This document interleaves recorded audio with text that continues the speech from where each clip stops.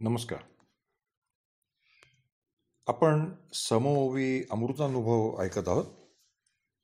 त्यातलं आता पुढचं प्रकरण म्हणजे प्रकरण 7वं, ज्याचं नाव अज्ञान खंडन असं आहे. तर हे बरंच मोठं प्रकरण आहे. एकूण सुमारे 300 ओव्या याच्यामध्ये आहेत, 295. आणि त्यामुळे हे मी 3 भागामध्ये म्हणणार आहे. म्हणजे याच्या 3 क्लिप्स असतील. तर आता ऐकूयात ओव्या. एरवी अज्ञान जर नसते तर ज्ञानाचे स्फुरणते, काना खालीच राहिले असते दडोनिया. अंधाराचे आश्चर्ये, अंधाराचे आश्रये, काजवा तेज मिरवे. अज्ञान तैसे मिथ्यात्वे अनादि होय. स्वप्नींची महिमा स्वप्नासी, अंधारींची मान तमासी. तैसी थोरवी अज्ञानासी अज्ञानींची. मातीचे घोडे न येती पळविता रिंगणावरती. मातीचे घोडे न येती पळविता रिंगणावरती. शृंगारा उपयोगी न होती जादूची लेणी. आता अर्थ ऐकूयात. तसं पाहिलं तर ज्ञानाचा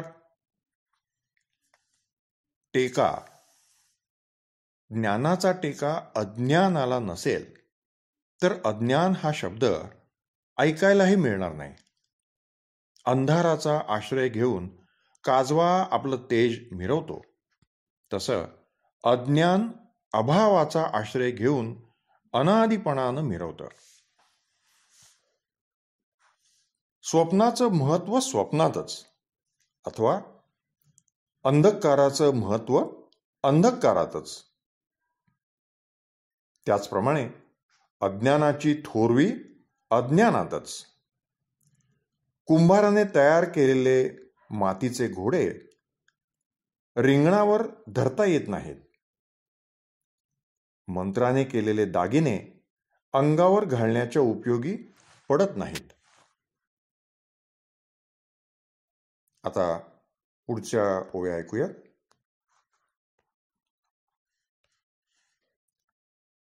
अज्ञान आत्मज्ञानाचे घरात खोविता भिन्न न दिसत. काय उठती चांदण्यात मृगजल लहरी. आणि हे जे म्हणती ज्ञान तेची दुजे अज्ञान. काय एकासी झाकून दुजा न दाविती. असो आता ही प्रस्तावना आधी धुंडाळू अज्ञाना. मग त्याची न्याये ज्ञाना लटिके मानू. ज्ञानरूप आत्म्या ठाई अज्ञान अंगे नांदत राही. ऐसे जर असे काही तर कान झाकी ज्ञाना. याचा अर्थ आपण ऐकू. तर याप्रमाणे ज्ञानाच्या घरात अज्ञानाला डिवचलं तरी ते भिन्न रूपानं प्रत्ययास येत नाहीत. अरे, चांदण्यामुळे मृगजळाच्या लाटा तयार होतील का? व्यवहारात जसे 2 समान पदार्थ असले म्हणजे एक लपवून दुसरा दाखवत नाहीत का? तसं ज्याला ज्ञान म्हणतात तेही पण दुसरं अज्ञानच होय. अज्ञानाप्रमाणेच ज्ञान हे लटके आहे, हा ज्ञानखंडनाचा एक तत्वविचार तूर्तास बाजूला ठेवू. या प्रकरणात अज्ञानविषयक विचार करूया. त्याच्या विचारात ते लटके ठरले तर त्यावरून ज्ञानही खोटे म्हणावयास काही अडचण आहे का? ज्या परमात्म्याच्या ठिकाणी ते अज्ञान आहे त्याच्या स्वरूपाचा ते लोप का करीत नाही? पुढच्या ओळी ऐकू. जेथ असे अज्ञान तेथ सर्वची अजाणपण, ऐसाची स्वभावगुण अज्ञानाचा. शास्त्रमत जर ऐसे की आत्मची अज्ञान हे ठाऊकी, आणि तेची तया झाकी तयाचे आश्रये. मग न जन्मता दुजेपणे अज्ञानची असे बीजरूपाने, तर तेची असे हे समजणे कोणा येथ?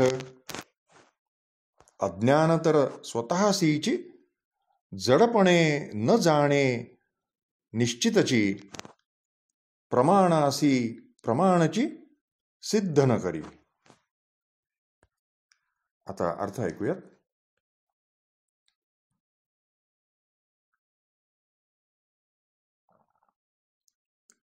ज्या ठिकाणी अज्ञान असतं ते ज्ञानाला झाकून टाकतं. तो तर अज्ञानाचा स्वभावच आहे. त्या आत्म्यावर अज्ञानाचं आवरण असल्यामुळे आत्मा त्याचा आश्रित असून आच्छादित आहे असं शास्त्रमत आहे. वेगळेपणा उत्पन्न न होता त्याच्या ठिकाणी अज्ञान हे बीजरूपाने आहे असं मानावं. तर मग ते तेथे आहे हे कुणाला समजणं शक्य आहे? स्वतः आपण जड किंवा अचेतन असल्याने अज्ञान हे त्याचे त्यास व इतरासही समजत नाही. अविश्वासार्ह अज्ञान प्रमाण म्हणून कसं मानता येईल?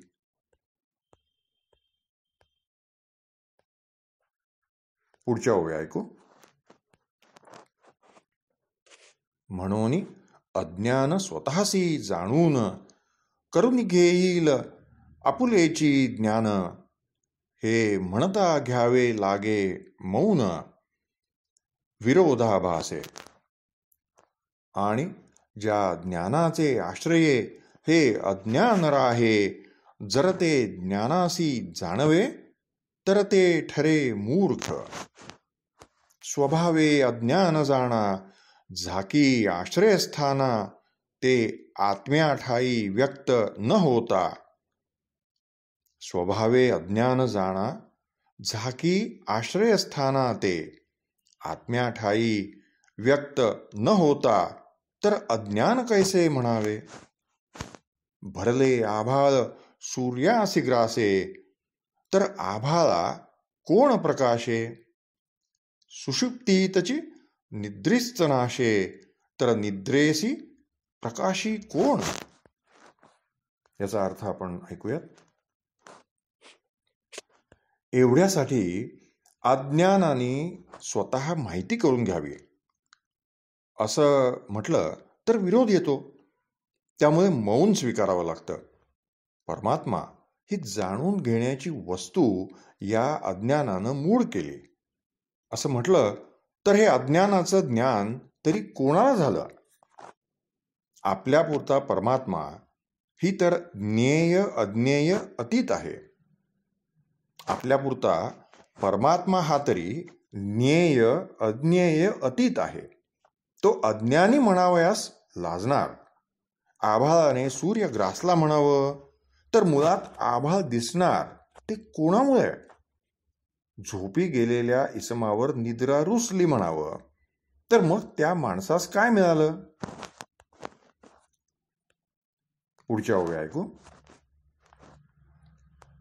तैसे अज्ञान असे जेथे, तेची जर अज्ञान होते, तर अज्ञान अज्ञानाते न जाणता गेले.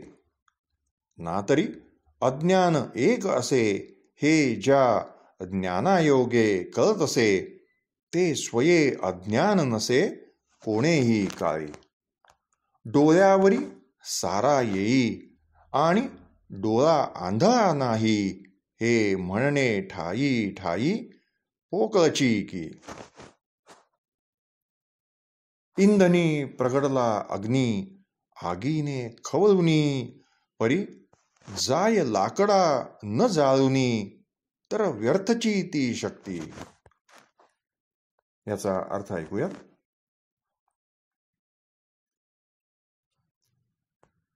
तरी ज्या ठिकाणी अज्ञान असते तो जर आज्ञेय झाला तर मूळचे अज्ञान या झाकलेल्या अज्ञानामुळे न कळताच गेले असं होणार नाही का? सिद्धांत असा की ज्या ज्ञानाने अज्ञान निपटले जाते ते ज्ञान केव्हाही अज्ञान होणार नाही. डोळ्यांवर पडळ आले तरी डोळा अंधा नाही. पडळ आले हे म्हणणे जसे पोकळ आहे. ज्या अग्नीत लाकूड टाकले त्यात ते जळत नसेल तर अशा अग्नीला अग्नी असं म्हणताच येणार नाही. पुढच्या ओव्या ऐकू. अंधार कोंडुनी भरला घरी, परी तो काळोख न करी, तर अंधार या अक्षरी न म्हणावा की. नाशू न देई जागणे, तिच निद्रा कोण म्हणे. दिवसासी न आणी उणे, ती रात्र कैसी. तैसे आत्म्या ठाई अज्ञान इतुके, तरी आपुल्या ज्ञानान मुके, तर अज्ञान या शब्दा लटिके, म्हणावे लागे चिकी. एरवी तरी आत्म्या ठाई अज्ञान असावयाही, कारण आहे म्हणता काही, न्याय्य न होय. याचा अर्थ समजून घेऊ. अंधार घरात कोंडून भरलेला आहे पण तो अंधकाराचे काम करीत नसेल तर त्याला अंधकार असं तरी कसं म्हणावं? जागृतीतील ओ देण्याचं काम थांबलेलं नाही तर मग निद्रा आली असं म्हटल्यास अशा निद्रेला कोणी निद्रा म्हणेल का? किंवा दिवसाला उणेपणा न येता रात्र आहे हे म्हणणेही संभवत नाही. आत्म्याच्या ठिकाणी संपूर्ण अज्ञान असताना आत्म्याचे ज्ञान तर कमी होत नाही. यावरून अज्ञान हा शब्दच लटका ठरतो. आत्म्याच्या ठिकाणी अज्ञान आहे हे म्हणणे संयुक्तिक नाही. पुढच्या ओव्या ऐकू. अज्ञानतम दाटूनिही आत्मा प्रकाशाची खाणही, आता कैसे होई दोहोंचे मिलन. स्वप्न आणि जागर, आठव आणि विसर, ही युग्मे चालती जर एके हारीने. शीत ताप एकवट, वस्तीची धरिती वाट, तम बांधी मोट सूर्यरश्मींची. वा दिवस आणि रात्र राहण्या एकत्र येत, तरची अज्ञानाचे जीवावर जगे आत्मा. याचा अर्थ ऐकूयात.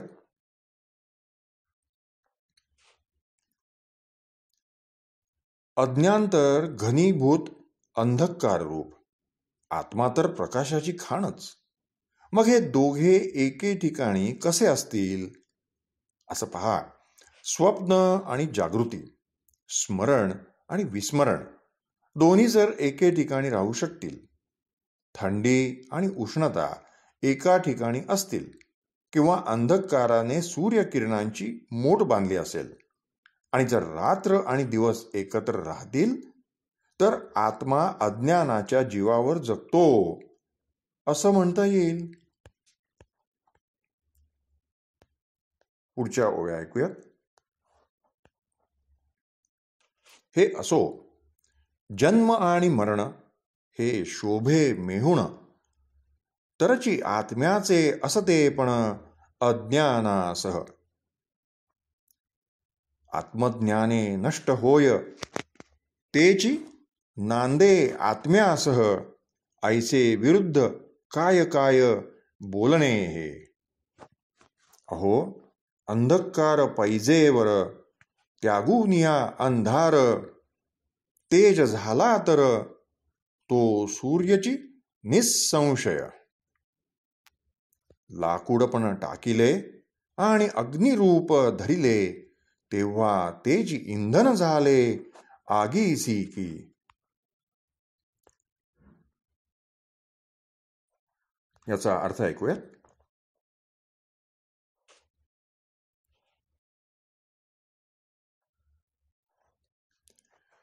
मृत्यू आणि जिवंतपणा हे जर मेहुण म्हणून मिरवेल तर आत्मा आणि अज्ञान एके ठिकाणी राहू शकतील.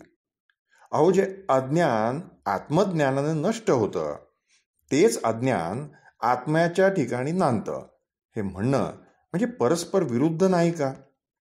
अंधारपणा टाकून अंधार तेज झाला तर तो निसंशयच सूर्यच झाला.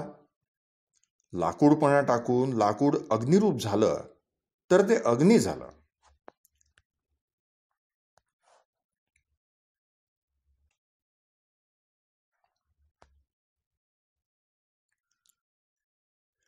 अथवा गंगेसी पावताक्षणी, वेगळेपण सोडून तेथ मिळे तेव्हा पाणी गंगाची होय. तैसे हे नाही तर सकळ आत्माची होई, एरवी आत्मत्वी असेची जडलेले. अज्ञान विरुद्ध आत्म्याशी म्हणून नुरेची तयापाशी, आणि वेगळेही सिद्धीसी जाईची ना. लवणाची मासोळी जिवंत जरी असली तरी जळी वा जळा वेगळी न जगे जैसी.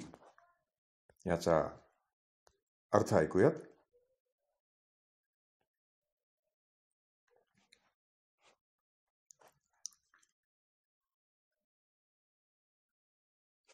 ओहोळ गंगेला मिळता क्षणीच आपला ओहोळपणा टाकून गंगारूप होतो.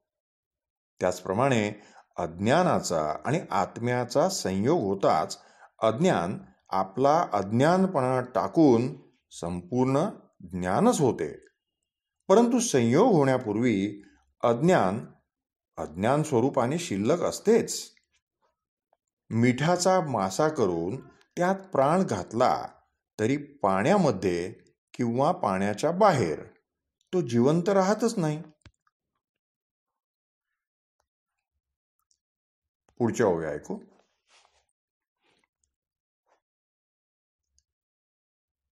अज्ञान येथ नोहे, परिपूर्ण आत्माची आहे, म्हणून बोलणे नच ऐकावे व्यर्थ ऐसे. दोरामुळे सर्पाभास होई, तो सर्प त्या दोरे बांधिताही येई, वा तया घालविणेही न होय ज्यापरी. अथवा अंधार पुनवेचे वेळे, दिनभये रात्रीकडे वळे, तोची तया गिळे चंद्र जैसा. तैसा उभयपरींनी पाहता अज्ञान शब्द होय वृथा, केवळ तर्का वाचून हाता उरेन स्वरूपे.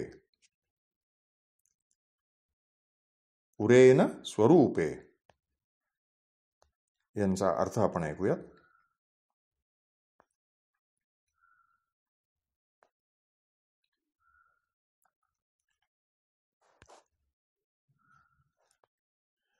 आता या आधी दृष्टांत दिलेले आहेत त्याप्रमाणे अज्ञान आत्म्याच्या ठिकाणी स्वरूपानं अगर वेगळं स्वतंत्रपणाने नसून आत्माच आहे. म्हणून अज्ञानाचा आणि आत्म्याचा संबंध आहे किंवा अज्ञान वेगळे स्वतंत्र आहे, ही दोन्ही बोलणी तर्कसंगत नाहीत. कारण अज्ञान तत्वतः केव्हाच नाही निरंतर आत्माच आहे. ज्या दोरीवर सर्पाभास झाला त्या दोरीने त्या भासमान सर्पाला बांधणं होईल का? किंवा त्या दोरीपासून त्याला वेगळं तरी करता येईल का? दोन्ही असंभव आहे.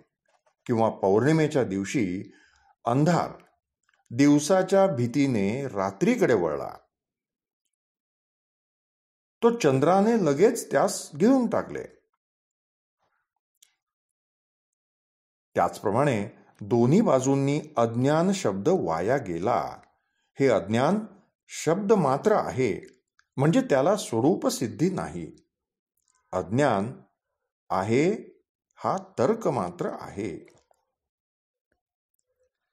पुढच्या ओव्या ऐकूयात. तर अज्ञान स्वरूप कैसे कार्ये अनुमान होत असे, की प्रत्यक्षची दिसे ते धुंडाळू आता. अहो, प्रत्यक्षादी प्रमाणांवर करावा जयाचा स्वीकार, ते अज्ञानाचे कार्य खरोखर अज्ञान नव्हे. जैसी अंकुरापासून सरळ वेली दिसे वेल्हाळ, ती बीज नव्हे केवळ बीज कार्य होय. वा शुभाशुभ स्वरूपात स्वप्नदृष्टीसी प्रकट होत, ती नीज नव्हे तेथ पोरटे निद्रेचे की. याचा अर्थ आपण ऐकूयात.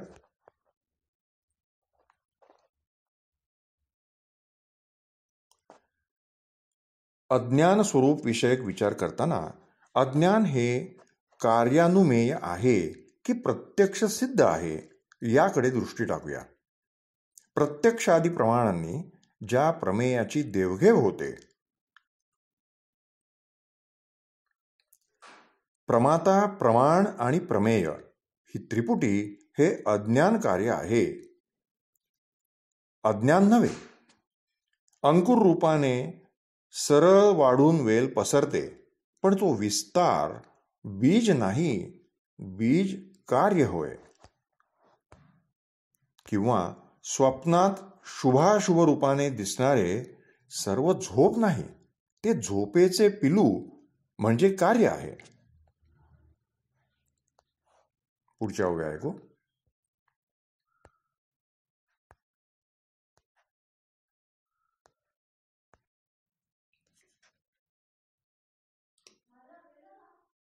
अथवा चंद्र एक असे, तो व्योमी दुणावला दिसे, ते दृष्टिदोषाचे कार्य जैसे दृष्टिदोष नव्हे.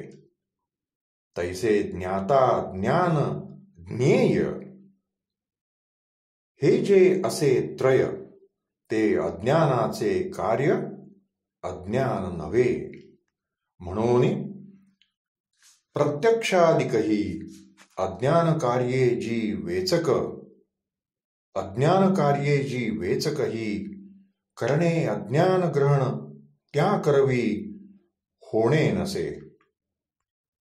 अज्ञानाच्या कार्यावरून अज्ञान सिद्धी पहावी करोनी, तर ती गृहीतेही करणे अज्ञानाचीच. अर्थ ऐकूया.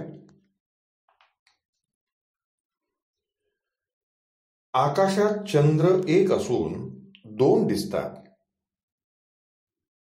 पण ते दोन दिसणे हे अंधाराचे कार्य आहे, अंधार नव्हे. त्याचप्रमाणे प्रमाता, प्रमाण आणि प्रमेय ही त्रिपुटी अज्ञान कार्य आहे, स्वयं अज्ञान नव्हे. ही प्रत्यक्षादी 6 प्रमाणे अज्ञानाची विशेष कार्य आहेत. त्यांच्याकडून अज्ञानाचं ग्रहण होत नसलं तरी त्या विशेष कार्यावरूनच कारण रूपानं अज्ञान अनुमानलं पाहिजे.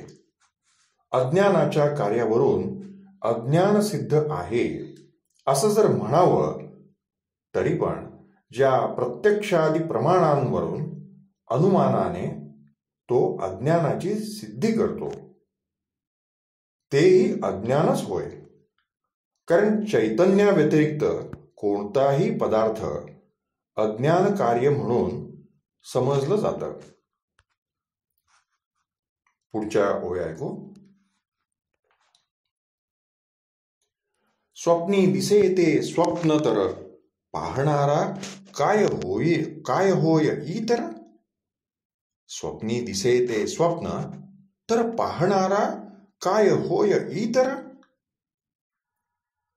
कार्याची अज्ञान जर केवळ तैसे तर चाखिला गुळे माखिले काजळची काजळे वा सुरी दिली सुळे सुळालाची. कारणा भिन्नपणे तैसे कार्यही अज्ञान होत असे तर ते अज्ञानची मग कैसे कोणे ग्रहण करावे. आता घेणारा घ्यावयाचे ऐसे विचार आणू नये मानसे नातर साच भासतील मासे मृगजळींचेही. याचा अर्थ ऐकूया.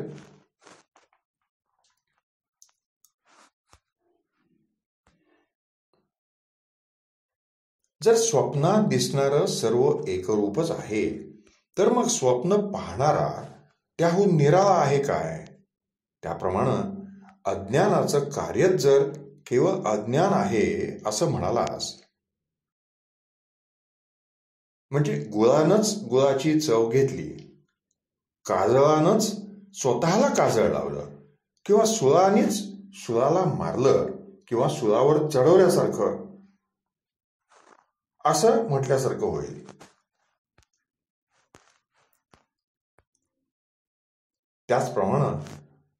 त्याचप्रमाणे जर कार्य कारण रूपाने अभिन्न असेल तर सर्वच अज्ञान झालं. मग देण्या घेण्याचा व्यवहार करायला शिल्लक उरलाच कोण. म्हणून प्रमाता आणि प्रमेय असा भेद न राहिल्यामुळे आणि सर्वच अज्ञान झाल्यामुळे वरील म्हणणं मृगजलातील माशा इतकंच सत्य ठरतं. पुढच्या ओळी ऐकू. तर प्रमाणाची या मापातही जे न सापडे बापासीही तयात आणि आकाशू पुष्पातही अंतर काय. मग हे प्रमाणाची नुरवी तर आहे हे कोण प्रस्तावी. मग हे प्रमाणाची नुरवी तर आहे हे कोण प्रस्तावी. जाणावे बोले याही अज्ञानाचे लटिकेपण. ऐसे प्रत्यक्ष अनुमान या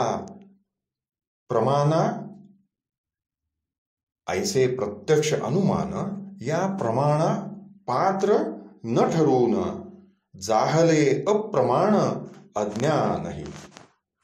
स्वकार्या न प्रसवी जे कारणही न होई मी अज्ञान म्हणण्या घाबरेही ते साच कैसे. याचा अर्थ आपण ऐकूयात.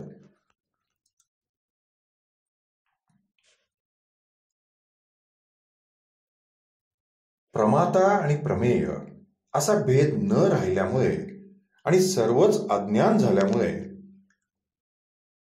वरील म्हणणं हे मृगजलातील माशा इतकंच सत्य ठरतं. जी वस्तू प्रमाणाने सिद्ध होत नाही त्या वस्तूत आणि आकाश पुष्पात अंतर काय. मग हे अज्ञान जर प्रमाणालाच उरू देत नाही तर अज्ञान आहे हे सिद्ध कोणी करावं. याचाच अर्थ या बोलण्यानेच अज्ञानाचं खंडन झालं. अज्ञान हे अशा रीतीने प्रत्यक्ष अनुमान इत्यादी प्रमाणांनी सिद्ध होण्यास अपात्र असल्यामुळं ते अप्रमाण म्हणजे खोटं ठरलं. शिवाय ज्यात कार्य उत्पन्न करण्याची शक्ती नाही ते कारण होऊ शकत नाही. तसंच मी अज्ञान आहे असं सांगायला जे भीतं त्याला आपण अज्ञान का मानावं? अहो, मी अज्ञान आहे असं हे म्हणणेही ज्ञानच नव्हे का? पुढच्या ओळी ऐकू.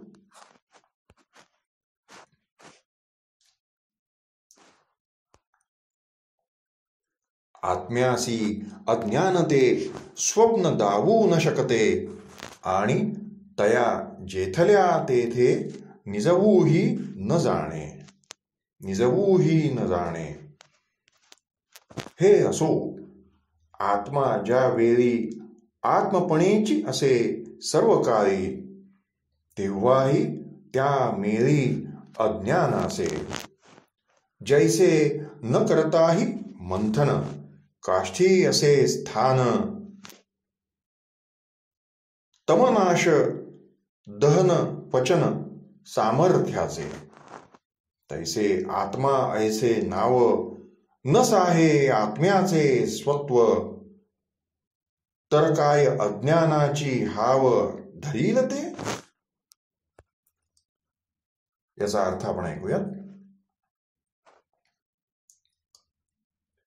आत्म्याला अज्ञान निश्चय करून स्वप्न दाखवू शकत नाही. पण जरी अज्ञान आहे असं धरलं तरी जिथे ते असतं त्या आत्म्याला आवरणही करीत नाही. हे कसं काय? बरं, आता ते राहू द्या. जेव्हा तुमचा आत्मा अगदी शुद्ध स्वरूपाने असतो तेव्हा त्याच्या बरोबरच आमचं अज्ञान आहे. लाकडं मंथन करण्याच्या पूर्वी अग्नी ज्याप्रमाणे आपल्या सामर्थ्याने त्यात असतो त्याप्रमाणे अज्ञान आत्म्याबरोबर असते. ज्या आत्म्याला आत्मा हे नावही सहन होत नाही त्या आत्म्याच्या ठिकाणी अज्ञान शक्य नाही. पुढच्या ओळी ऐकू. काय दीप न लाविता काजळी ये झाडिता, की वृक्ष न उगवत छाया त्यागिता ये. वा न जन्मल्या देहाही काय उठणे लाविता येई, की आरसा न घडविताही पुसता येई. आणि कासेतील दुधावर साय आधीची असे जर, तरी ती काढया बुद्धीने सत्वर काय युक्ती योजावी. आत्मा ज्ञान मात्र होय विशेष जाणीवांसीही जेथ न ठाव, तर अज्ञान काय वसे तेथ. तर अज्ञान काय वसे तेथ. याचा अर्थ आपण ऐकूया. थोडा तरी जळण्याच्या पूर्वीच दिव्याची काजळी कशी झाडायची किंवा मुळीच न उगवलेल्या झाडाच्या छायेचा परित्याग करावा याचा कसा. उत्पन्न न झालेल्या देहाला उठणी केव्हा लावायची किंवा आरसा तयार व्हायच्या आधी कसा पुसायचा. अगर कासेतल्या दुधाला अगोदर साय असावी आणि मग ती साय निराळी करण्याची युक्ती सुचवावी. तर त्याप्रमाणे ज्या काळी आत्म्याच्या ठिकाणी आत्मपणाचाच ठिकाण नाही अशा वेळी आत्म्याच्या ठिकाणी अज्ञान असं असणार. अशा वेळी आत्म्याच्या ठिकाणी अज्ञान असे असणार. पुढच्या ओव्या ऐकू. म्हणून तेव्हाही अज्ञान नवते हे सहजी आकळलेच पुरते. आता उगा काय ते नाही म्हणावे. आता उगा काय ते नाही म्हणावे. ऐसा आत्मा अलिप्त जेव्हा भाव अभावांपासून या अज्ञान असे तेव्हा तर ते ऐसे. घटाच्या नसलेपणाचेही किती फुटोनी तुकडे होती, किंवा सर्व परींनी अंती मृत्यूसी मारावे जैसे. नीज आली निजेसी, मूर्छा आली मूर्छेसी, अंधार भेटला अंधारासी, अंधाऱ्या आडात. याचा अर्थ आपण ऐकू.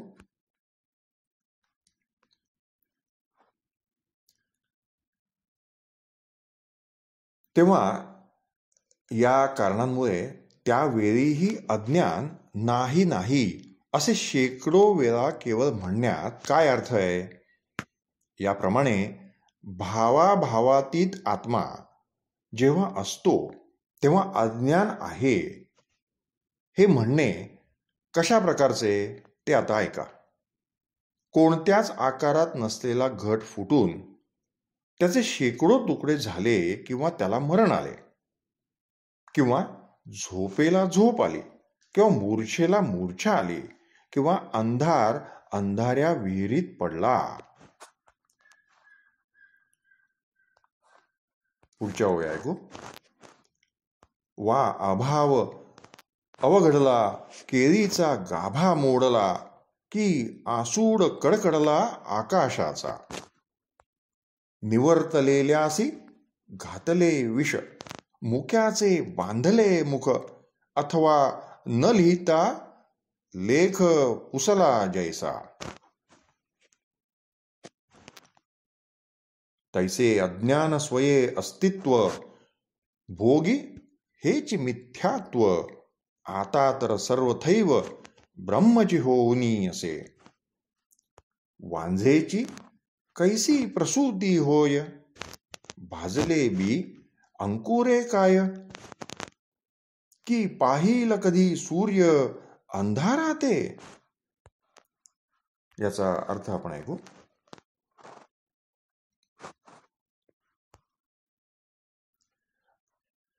अभाव संकटात पडला, किंवा केळीचा गाभा मोडला, किंवा आकाशाचा स्वच्छपणा मोडला, मेलेल्याला विष घातले, मुक्याला गप्प बसवलं, किंवा न लिहिलेलंच पुसलं.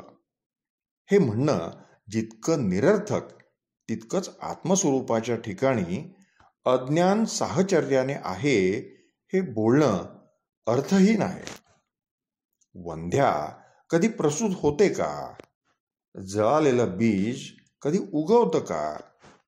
सूर्याला अंधार कधीतरी भेटला आहे का?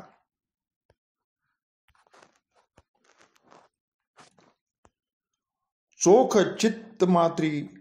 चिन्मात्री ठाई ठाई, घेतला अज्ञानाचा झाडा कितीही, तरी शोधा बोधा काही येईल का? जर साईचे वांछेने खरे, ढवळिले दुधाचे पात्र पुरे, तर ती दिसे की विघरे, तैसेची हे होय.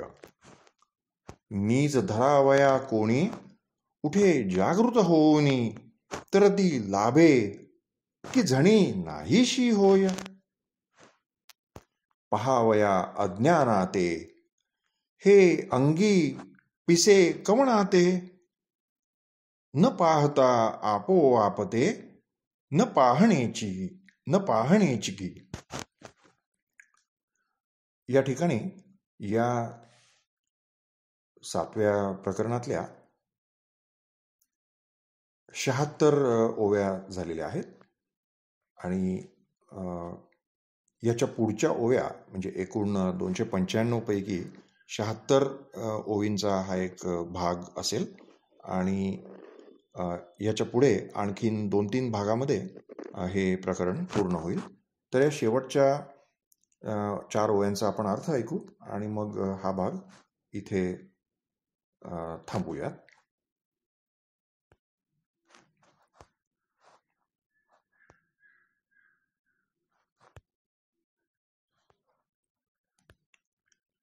तर याप्रमाणे ज्ञानस्वरूप आत्म्याच्या ठिकाणी अज्ञानाचा कितीही शोध घेतला तरी तो सापडेल का?